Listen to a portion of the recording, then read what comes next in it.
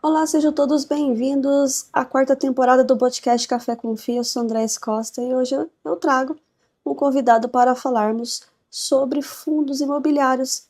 Hoje, o nosso convidado é o Daniel Alouan e vamos falar sobre os AV11 e os AVC11. Daniel, seja muito bem-vindo a esse podcast. Gostaria primeiramente que você se apresentasse, nos contasse um pouco aí sobre a sua trajetória e também, em seguida, aí, falar sobre o surgimento da Zavit Capital, como que surgiu essa gestora e como é que você, enquanto gestor, aí, está vendo o nosso mercado. Muito obrigado, Andréia. Obrigado por me receber aqui, um prazer. Obrigado a todos que estão assistindo. Sou o Daniel, sou gestor dos fundos da Zavit, tanto os AV11, que é o nosso de tijolo, quanto os AVC, que é o nosso de crédito. A minha história é um pouco mais eclética que o normal. Sou formado em física, bacharelado. Trabalhei com incorporação também e com consultoria, e sempre muito olhando para a parte do imobiliário, que é o que eu pessoalmente gosto muito. E em 2018 tive a oportunidade de trabalhar para um conjunto de family office, para formar um family office focado em imobiliário. Então foi daí que vem a ideia da Zavit. A gente montou ela para fazer investimentos em 3 pilares, que é desenvolvimento, crédito e renda. Então, desenvolvimento é terreno mesmo, montar um galpão em cima, montar um prédio em cima.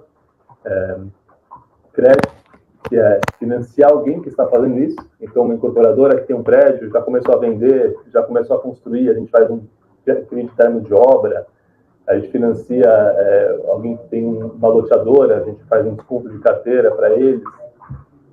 E na parte de renda, a gente faz muito renda imóveis para renda. Então, é comprar um imóvel que tenha ou terá uma renda atrelada a ele.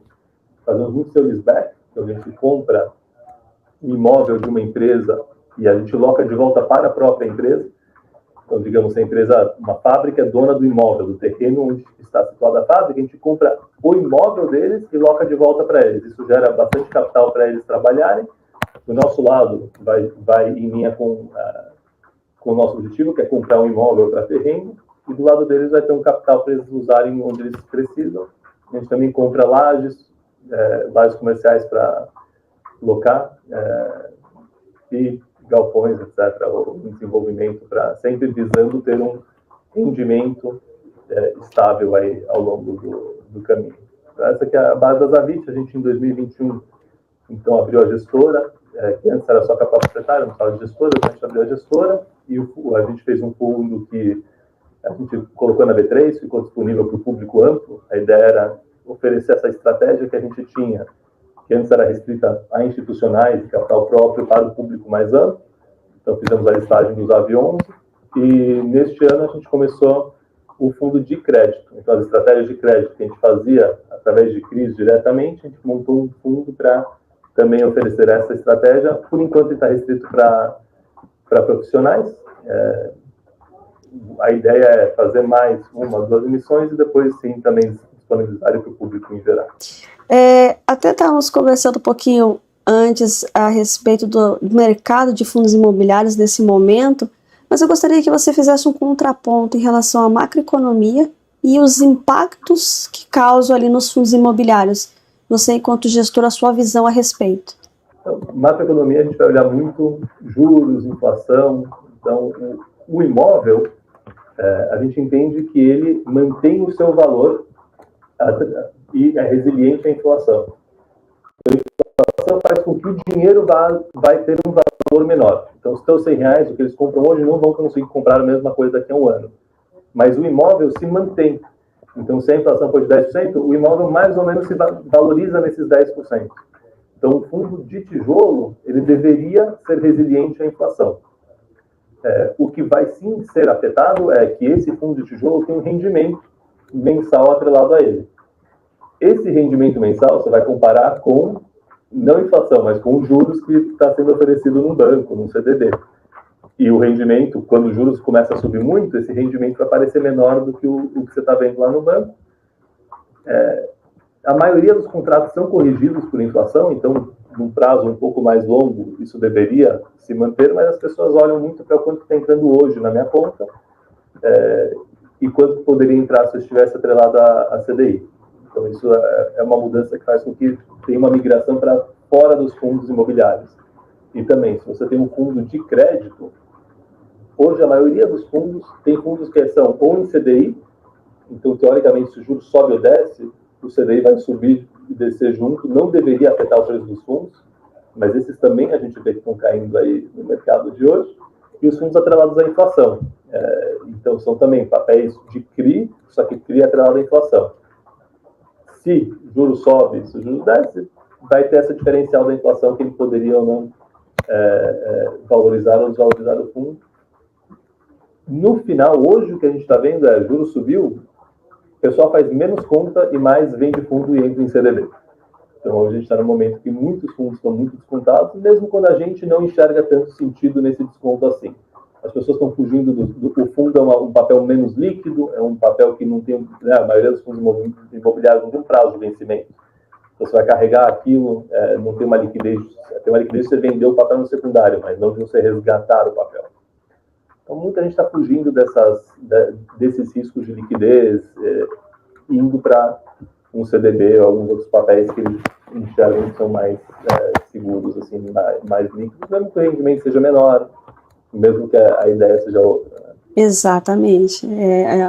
Algo assim que não se justifica essa disparidade, né, em relação aí ao preço da cota no secundário em relação a tudo que está acontecendo, né? Algo muito além do que realmente deveria estar.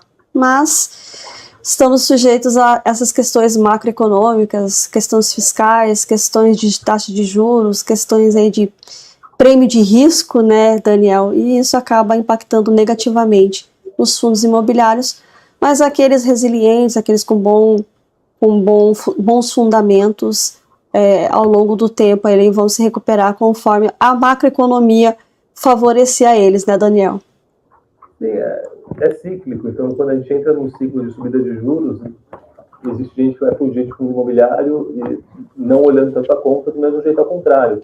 Juros caindo, começa a entrar um fluxo muito grande que também nem sempre leva em conta as contas certas. Acho que a gente tem que, como investidor, né, quem está assistindo, entender o que está acontecendo, entender a macroeconomia, não querer apostar contra o mercado, nem nada, mas falar, esse fundo imobiliário estou levando um imóvel no final do dia, né? Ou estou levando uma carteira de dívida, se for um fundo de CRI.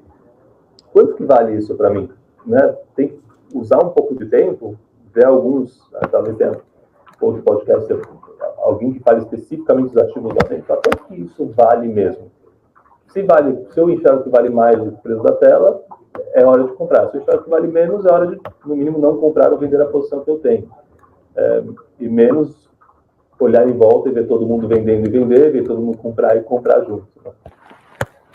Exatamente. Sair um pouco desse efeito aí que costuma se chamar no mercado de efeito manada, né, Daniel?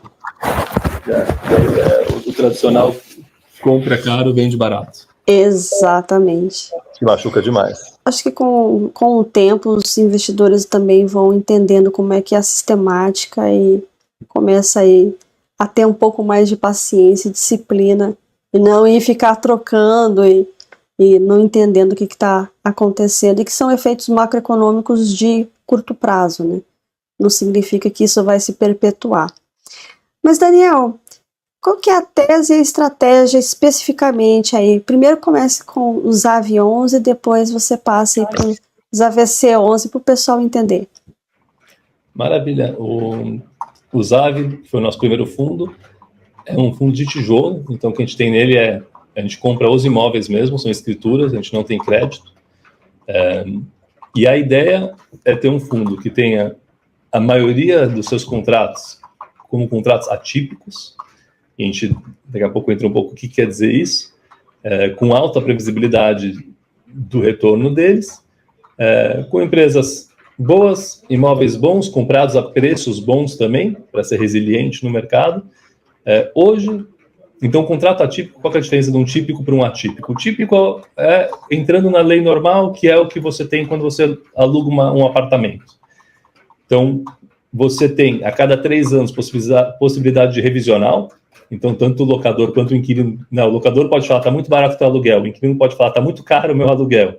E você entra numa revisional, e você faz uma pesquisa de mercado, vê qual que é o aluguel que deveria estar vigente e reprecifica o contrato. E para sair desse contrato, tem um aviso prévio e uma multa de 3 meses, proporcional. Então, você paga 3 meses de aluguel e o inquilino está livre desse contrato.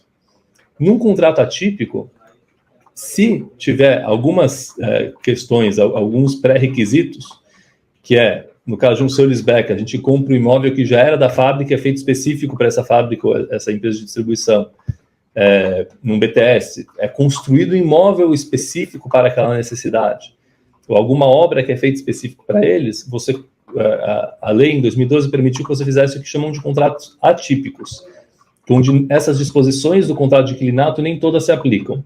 Em geral, o que a gente faz? A gente pede para que não tenha revisional, então tem uma maior previsibilidade para nós, como locadores, e também para os inquilinos, porque são imóveis importantes para eles, que eles têm que estar lá operando. E a multa costuma ser o valor integral do contrato remanescente. Então, se faltam 5 anos de contrato, a multa vai ser os 5 anos de locação que falta, essa vai ser a multa. Por quê? Porque esse imóvel foi comprado com a ideia de que esse inquilino fosse ficar lá até o final, e o próprio inquilino também entra nesse contrato com a vontade de ficar até o final. Então, em resumo, num contrato atípico, que é o que a gente fala, a multa é muito mais alta, não tem revisional, o que leva a gente a ter uma alta previsibilidade do recebimento. Então, às vezes, um típico pode ganhar mais, porque tem revisional, essa não é a ideia é ter previsibilidade. Então, o ZAV hoje tem 94% de contratos atípicos, um prazo médio de 10 anos. Então, é um fundo que você tem muita previsibilidade do que vai vir no mês que vem de resultado. E esse que é o nosso objetivo. A gente tem nele centros importantes, cada um dos imóveis que a gente compra é um imóvel que é importante para a operação da empresa que está lá. Então, a gente tem o centro de distribuição da Avoar, que é o 5º maior laticínio do Brasil. A gente tem o centro de distribuição da Nicei, aí no Paraná, em Colombo, né, Curitiba.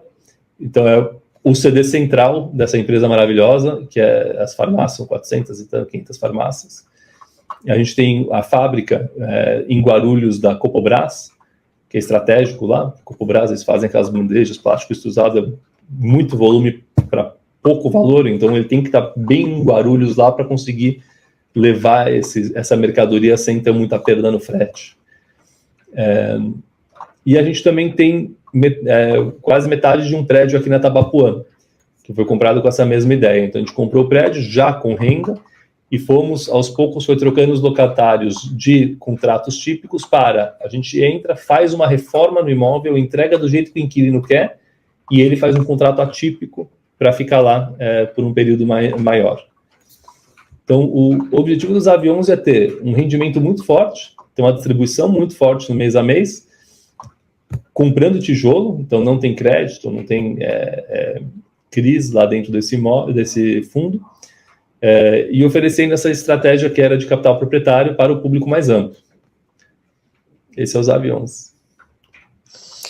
Então, significa que ele é focado em tijolo e independente do segmento, ou seja, pode ser lajes, pode ser galpões, tem que ser tijolo e que realmente ele seja interessante. E no caso da laje, vocês têm essa tese de plug and play, né? Ou seja, vão lá, reformam e fazem do jeitinho que o inquilino precisa e deseja, e também que atenda ali um contrato atípico, né, que é o grande core ali do fundo. Seria essa a tese e a estratégia, Daniel? Perfeito. É só tijolo, não tem crédito nesse fundo, né? Tem a expectativa de também ampliar em outros tipos de tijolo para incorporar o fundo? Ou por enquanto vão trabalhando esses que tem, e quando a janela de oportunidade macroeconômica ali conseguir abrir, aí sim, talvez uma emissão e, consequentemente, faça ali aquisições para ir cada vez mais incorporando ou não? Como é que é? Você já está vendo essa projeção futura, né, Daniel? Não, a gente tem que ter muito pé no chão e entrar em projetos que a gente entende. Então, logística, imóveis logísticos industriais e lajes corporativas, a gente tem aqui dentro de casa gente que entende muito bem o que está fazendo com esses produtos. Exemplos de coisas que a gente não entra agro, shopping, então coisas que a gente não tem dentro de casa o conhecimento suficiente para fazer. A gente não pode colocar nossos cotistas coisas que a gente não tem essa expertise aqui dentro de casa. Então, a gente entra em tudo que a gente, sim, conhece, e no ZAV, o ZAV não tem proposta de fazer desenvolvimento. Então, incorporação imobiliária e esse tipo de projeto também não entraria no ZAV. Certo. E o ZAV C11? Como é que é a tese, a estratégia, no que realmente ele está focado? Esse é o nosso fundo de crédito, ainda restrito a profissionais, profissional e institucional, né? E o foco dele é em operações de crédito com que a gente chama de mid-grade, quer dizer, não é uma Vale, Petrobras, essas empresas que a gente chama de high-grade, ele é empresas grandes, mas não essas tão grandes assim, mas não é um high yield, não estamos falando de operações de multipropriedade, não são essas operações com risco muito alto. E o nosso objetivo é entregar essas operações de risco moderado com um rendimento superior ao que costuma se ver para esse tipo de risco. 2/3 do fundo são operações que a gente estrutura dentro de casa, então a gente que monta o CRI, e quando a gente monta o CRI a gente consegue ter uma taxa um pouco melhor, porque está indo direto no incorporador. A gente está, a última distribuição foi 13 centavos, se eu não me engano, numa cota 10. Então, para ter uma distribuição também muito forte, com risco controlado. Grande parte do que a gente faz em termos de CRI são términos de obra. Então, são incorporadoras que começam a obra, vendem um tanto ali, metade, 60%, constroem uns 20%, 30%, e aí a gente entra para financiar esse final da obra deles, sendo que eles já provaram que o produto é bom, porque conseguiram vender, provaram que sabem o que estão fazendo, que a gente consegue ver como é que está a construção, qual é a qualidade da construção que eles estão fazendo, a organização da empresa. Então a gente entra bastante nisso, e a gente tem também desconto de carteira de loteamento performado. Então uma loteadora fez um loteamento, completou o loteamento, já tem TVO, então tem lote com gente morando em cima já, não é um sonho, não é um plano, só que loteamento é carteira de 10, 12 anos. Então a gente ajuda essa empresa a pegar essa carteira de 10, 12 anos e adiantando um pedaço para a incorporadora comprar um próximo terreno e fazer a próxima pernada dela, em vez de ter que esperar esses anos para conseguir fazer essa próxima pernada. Acho que esses são os principais assim, que a gente estrutura aqui. Maravilha. Você falou dos contratos típicos, dos contratos atípicos. Tem BTS também? A gente hoje não tem nenhum BTS. A diferença de fazer um sale-leaseback, que é onde eu compro o imóvel que a empresa já está ocupando para alocar de volta dela, para um build-to-suit, onde eu vou construir o imóvel para ela ocupar, é que no build-to-suit eu tenho que construir de acordo com o preço do mercado hoje. E hoje a construção está bastante cara, né? O custo de fazer, desenvolver e construir um galpão bom está muito caro. Não tem como negociar. Você consegue pagar um pouco mais barato, mas tem que fazer uma qualidade boa. Num sale-leaseback, a negociação é 100% comercial, uma questão negocial entre você e o cara, quanto que ele quer vender o imóvel que ele já tem. A gente está esperando normalizar um pouco mais esse mercado para voltar no build-to-suit. Quando tiver o preço de construção mais parecido com o preço de um imóvel usado, aí a gente consegue voltar para o build-to-suit. A gente tem operações que a gente fez de build-to-suit, mas antes do fundo. Então, isso aí não dentro do fundo. E quais são os perfis dos ativos dos fundos, né? Tanto o fundo de CRI como o fundo aí de tijolo. O fundo de tijolo tem a maioria é logístico, então primeiro logístico, depois industrial, e depois a gente tem um pedaço dessas lajes corporativas, então maior parte é o logístico, e no de crédito a maioria são esses CRI de término de obra, que é o que a gente estrutura aqui dentro de casa, a maioria. Como é que está a questão de crédito hoje? Lembrando, pessoal, que nós estamos gravando dia 28 de outubro. Como é que está a questão do crédito? Crédito afeta a gente de algumas formas, né? Então, as empresas, uma Nicei na vida, uma Nicei, Copobras, são créditos excelentes, então a gente não tem que se preocupar muito. No desenvolvimento, onde o crédito afeta bastante, é no repasse. Então, você comprou um prédio na planta, um apartamento, teve a obra foi entregue, agora você tem que ir até Caixa Econômica, Itaú, e falar, olha, Itaú, eu quero um financiamento bancário para pagar o final desse apartamento. Isso tem ficado bastante, bem mais difícil do que era um ano atrás. Então, esse repasse se traduz muito mais em demora do que em negar mesmo. Né? Tá tendo mais casos de recusa de repasse do que tinha antes, mas continua não sendo a maior preocupação. A maior preocupação é só a demora. Você achava que em 2 meses, 3 meses máximo ia conseguir repassar a carteira toda, está demorando 6, 7 meses. Então o crédito está afetando muito por aí, porque quando a gente faz uma operação de término de obra, a gente coloca o dinheiro todo à disposição do incorporador. Então ele não precisa outro financiamento para fazer, e ele não tem outro lugar para usar o dinheiro. O dinheiro é só para essa obra, e o dinheiro todo da obra está separado para ele.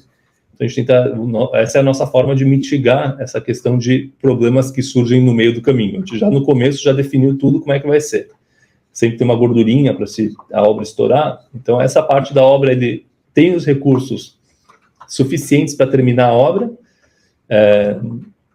e tem terminado a obra. O repasse demora um pouco mais do que o esperado, mas hoje a gente enxerga que a carteira do nosso fundo de CRI está bem tranquila, assim, está tudo correndo de acordo com os planos.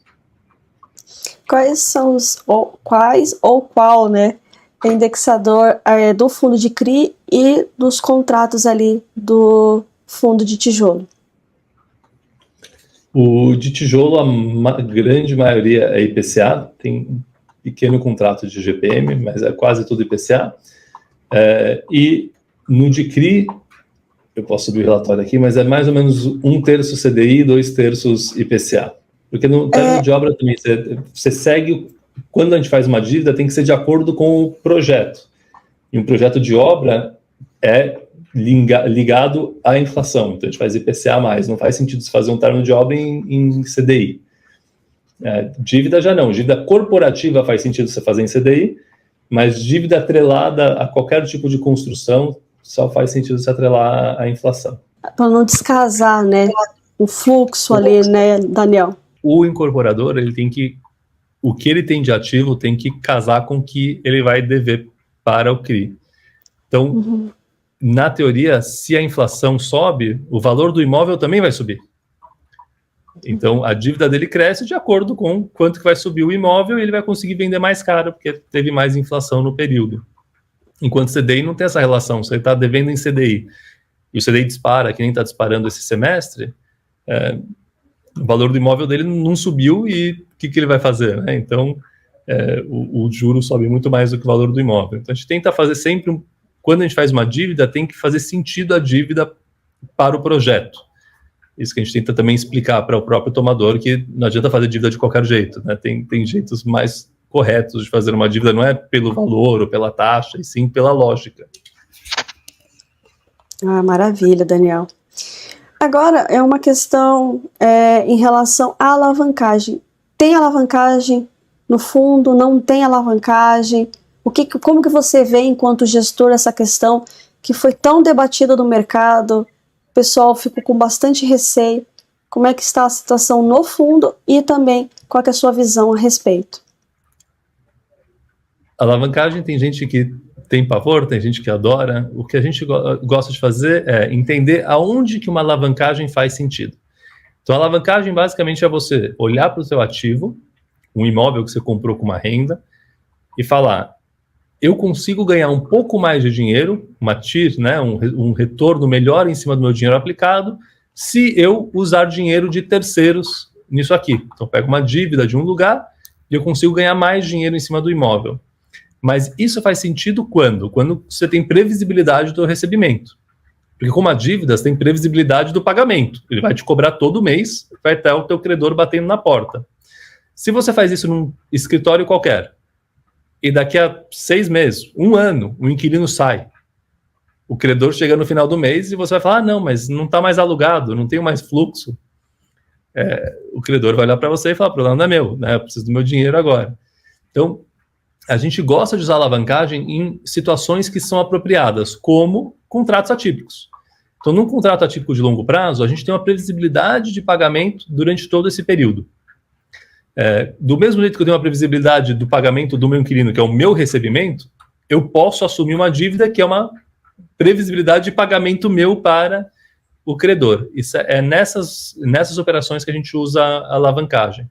Então, hoje o fundo está perto de 30% de alavancagem, o que melhora o resultado, melhora a distribuição para o cotista, então o dinheiro dele vai render mais para ele, só que a gente só faz alavancagem em cima de contratos atípicos e usando eles como lastro para essa dívida. E Daniel, pegando esse gancho de alavancagem, que é um tema tão debatido no mercado, vem a questão, nós estávamos comentando sobre emissão abaixo do VP. Como é que você, enquanto gestor, também vê esse ponto aí em relação ao mercado e como é que você vem vendo toda essa movimentação a respeito? Claro, o momento não é apropriado, né, como você tinha colocado no começo, mas como é que é a sua visão a respeito em relação à emissão ou não emissão abaixo do VP? Eu acho que isso a emissão estar ou não no VP abaixo ou acima é um dos critérios que uma tem que analisar quando for fazer uma emissão. Mais importante do que isso é olhar para o cotista atual e falar, através dessa emissão e dos ativos que eu vou colocar para dentro, o cotista atual vai estar melhor ou pior do que ele está hoje? Nós prestamos serviço, então nosso serviço é para o cotista, a gente tem que enxergar ele, se existe uma oportunidade muito boa, às vezes uma emissão abaixo do VP para acessar essa oportunidade e no final o mesmo cotista que já estava antes vai ganhar com isso. Hoje a gente não tem emissão nos aviões, então não posso, não me compete nada disso. Acho que são questões muito pessoais de cada gestor. Tem que falar quando existe uma emissão, tem que bater na porta do gestor e perguntar mesmo qual que é a visão dele e por que ele está fazendo essa emissão mesmo sendo abaixo do VP. E o VP é só uma das métricas que a gente usa em fundo, né? Exatamente. É porque foi tão debatido, né, Daniel? Foi tão questionado a respeito, se faz sentido, se não faz sentido. Vai depender muito, então, do momento, né? Como é que é a visão dele, qual que é o pipeline dele, o que realmente ele está ali, e se isso vai ser acrescentado ou não, né, em termos de resultado para os cotistas daquele fundo, né, Daniel? Eu enxergo que é isso, tem que ser visto de uma forma mais ampla e cada gestor, quando faz uma emissão, tanto que existe documentação para isso, né? Ele justifica cada emissão, o porquê que ele está fazendo essa emissão e para onde que vão os recursos dessa emissão. Então, acho que tem que ser avaliado com bastante carinho. E se tiver uma coisa que está errada, RI está aí para isso, né? Tem canal para reclamar, se posicionar. Na minha visão, o mercado de fundo imobiliário é muito mais transparente do que possivelmente qualquer outro mercado, né? Quando você vê uma ação de uma empresa na bolsa, a própria ação dela, você tem pouquíssima transparência, apesar de relatório, de auditoria e tudo, você não tem a mesma visão que você tem no fundo imobiliário, onde quase tudo está bem aberto e bem exposto para o cotista. Exatamente, até uma proximidade mesmo, né, dali no canal do RI, tá levando ao gestor esses questionamentos, né, Daniel? Sim. Daniel, agora vem o momento marketing dos fundos, né, no caso. Por que investir nos AV11, apesar que os AVC, como você disse ainda, ele não está restrito, né, ele não está no mercado secundário para o investidor em geral, mas por que investir em ambos os fundos, já fazendo o marketing deles? O que eu posso te falar é que a gente, na gestora, todo mundo tem posição nos fundos. Então, a gente acredita, e não só acredita, como estamos investidos também no fundo. Existe um relatório gerencial bem transparente, a gente mostra qual que é a estratégia, a gente segue a estratégia que a gente desenha, e pode ser visto no relatório gerencial, imóvel a imóvel, o que a gente tem, o que está recebendo, quais são os problemas e quais que são as vantagens disso. Hoje, o mercado está um pouco estranho, então o fundo está num preço bastante abaixo, que nem você falou, do valor patrimonial. Então hoje você consegue comprar com um desconto expressivo e continuar com um rendimento muito grande, que é o que vem sendo entregue pelos aviões, e comprar uma carteira bastante ampla, são mais de 100 mil metros, de um pouco de cada região. Então temos São Paulo, temos Minas Gerais, tem no Sul, e você compra de empresas boas, imóveis importantes para essas empresas, com contratos, 94% de contrato atípico, com prazo médio de mais de 10 anos. A nossa visão é um fundo que tenha previsibilidade e uma distribuição forte e grande mensal. Foi a nossa estratégia quando a gente montou, é o que a gente gosta e o que a gente quer ter na nossa carteira, e é o que a gente oferece para o público. Ou seja, nos AV11, né, no caso, ativos que são cores, né, são realmente importantes para a operação daquelas empresas que estão ali dentro, daqueles inquilinos, né, Daniel? Sim. E a gente também faz a compra em valores para o aluguel sempre ser bem próximo do valor de mercado. Então não é que o inquilino está pagando um aluguel muito alto comparado com a média do mercado, ele está pagando o valor de mercado mesmo, não é só o contrato que segura ele naquele lugar. É um contrato atípico, mas ele também quer estar lá, ele também precisa estar lá nesse momento. Então a gente faz um fundo que faz um sentido como um todo, não é só a parte jurídica de um contrato que segura a Nicei no CD dela.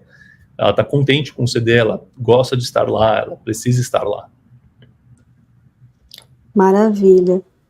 Daniel, gostaria muitíssimo de te agradecer aí por esse super bate-papo aí, você trouxe toda a sua visão a respeito do mercado, da importância de observar as questões macros, mas não deixar de observar ali o que tem dentro do fundo, o que são os fundos, qual que é realmente a tese e a estratégia, a questão do contratual, mas eu gostaria que você deixasse as suas considerações finais e as mídias sociais, como você bem pontuou, o RI é forte hoje nos fundos imobiliários, é o canal que traz ali essa proximidade com os gestores, além, é claro, das mídias, né, de outras mídias, né, igual esse bate-papo que nós estamos tendo aqui, mas o pessoal ficou com alguma dúvida, quer conhecer mais a respeito, então deixe suas considerações e as mídias sociais. Maravilha, a gente está... o relatório gerencial, a gente nos esforçamos sempre muito para deixar ele transparente e completo. Então, o relatório gerencial disponível tanto no nosso site, que é zavit.com.br, quanto pela própria CVM B3. O e-mail é ri@zavit.com.br, que a gente também recebe perguntas e responde por aqui. E para o investidor, o importante é não compra porque cai ou porque sobe, ou porque tem que ver mesmo o que tem dentro e sentir confiança. É o único jeito de, quando sobe muito, não querer vender ou querer vender, saber se é o ponto ou não de vender, não é só porque subiu que eu vou vender, é porque eu acho que vale tanto e hoje está acima. E a mesma coisa ao contrário, quando começa a cair o mercado, não sair desesperado vendendo a qualquer preço, fala, não, eu fiz um estudo, isso vale mais do que isso. E você vai se comprovar no mês seguinte, vai receber o rendimento de novo do mesmo jeito, né? Então é muito importante estudar mesmo, e saber onde que você está colocando o dinheiro, porque é um investimento, não é só um número numa tela da B3, existe ativos por trás, existe todo esse trabalho. Mas me coloco à disposição, muito obrigado, um grande prazer. Só complementando, né, Daniel, não é porque as cotas no secundário estão caindo que os imóveis ali não existam, né? Muito pelo contrário, eles continuam existindo, o gestor continua trabalhando, os fundamentos continuam ou não continuam, né? Então, por isso é importante a avaliação, né? O recado não é segura tudo que está tranquilo, saiba onde você está. Então, se você já estudou, você sabe que em alguns você está tranquilo e em alguns não. Os que você sente que não está tranquilo, esses vende mesmo, qualquer hora, pode estar subindo, pode estar descendo, não fique em lugar que você não está tranquilo. E o outro que você entendeu quais são os ativos, comprou a tese, falou, não, eu entendi, esse você vai segurar. Exatamente. Sempre são os fundamentos e o porquê que você entrou naquele determinado fundo. Mais uma vez, muito obrigada, Daniel, por esse bate-papo. E, pessoal, até aí o próximo episódio do podcast Café com FI. Tchau, tchau, tchau, tchau, Daniel. Obrigada. Obrigado.